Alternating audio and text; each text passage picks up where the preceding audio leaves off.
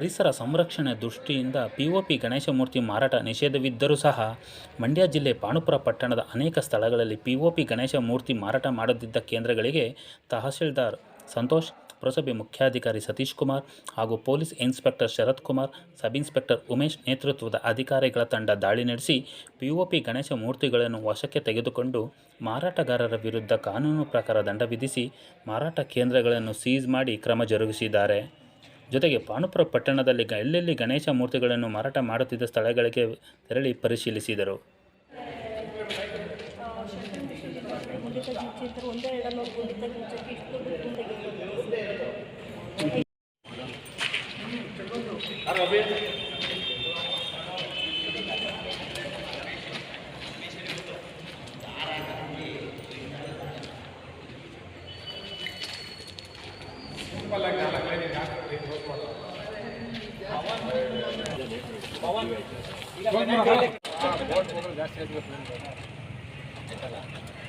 ಇಲ್ಲೇ ಕ್ಲಿಯರ್ ಮಾಡ್ಕೊಳ್ಳಿ.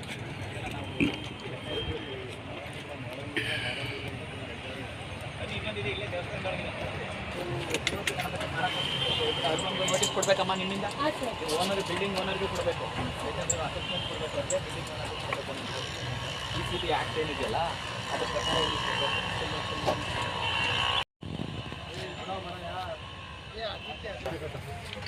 ಅಪ್ಪೋ ಬರಲ್ಲ.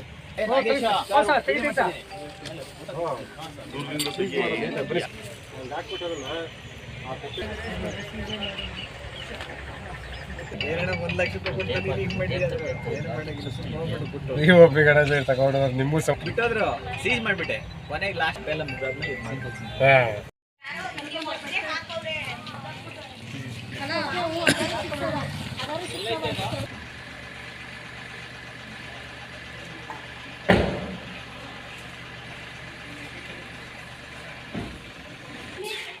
ಯಾರು ತೆಗೆ ಕೇಳಪ್ಪ.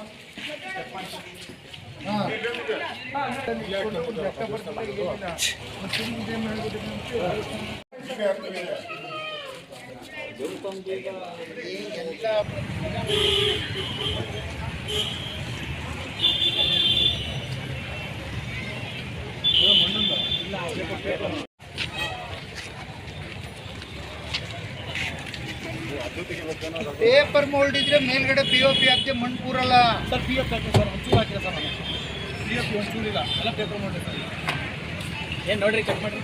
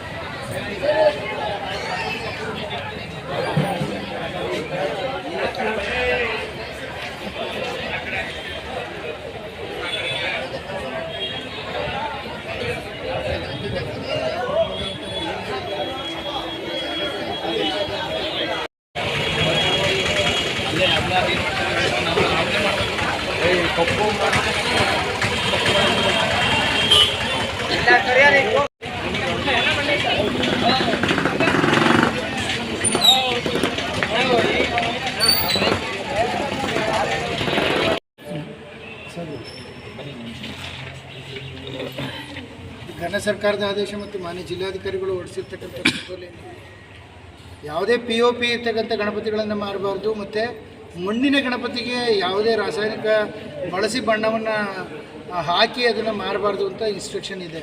ನಾವು ಈಗಾಗಲೇ ಇದ್ರ ಬಗ್ಗೆ ಪೂರ್ವಭಾವಿ ಸಭೆ ಕರೆದು ಎಲ್ಲ ಮಾರಾಟಗಾರರನ್ನ ಮತ್ತು ಕೊಂಡ್ಕೊಳ್ತಕ್ಕಂಥ ವ್ಯಕ್ತಿಗಳನ್ನು ಎಲ್ಲರನ್ನೂ ಕರೆದು ಹೇಳಿದ್ದೀವಿ. POP ಇರ್ತಕ್ಕಂಥದ್ದು ಮಾಡಬೇಡಿ, ಮತ್ತು ಇದನ್ನು ಬಣ್ಣ ಇರ್ತಕ್ಕಂಥ ಮಾಡಬೇಡಿ ಅಂತ. ಇಲ್ಲಿ ನಮಗೆ ಸಿಕ್ಕಿರ್ತಕ್ಕಂಥ ವ್ಯಕ್ತಿ ಅನುಮತಿ ಕೂಡ ಪಡೆದಿಲ್ಲ, ಜೊತೆಗೆ ಇವರು POPನ ಉಪಯೋಗಿಸಿ ಮಾಡ್ತಿದ್ದಾರೆ.